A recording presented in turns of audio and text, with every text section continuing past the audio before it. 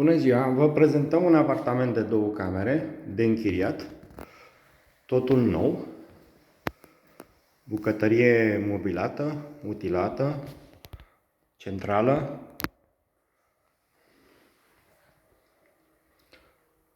hol foarte mare,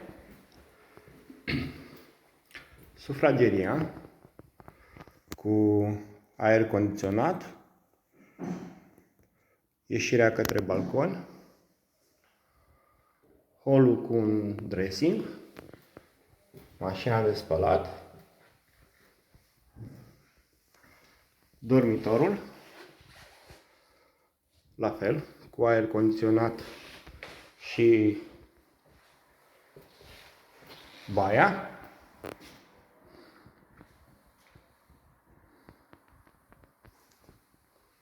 Totul este la prima închiriere la doar 500 de euro.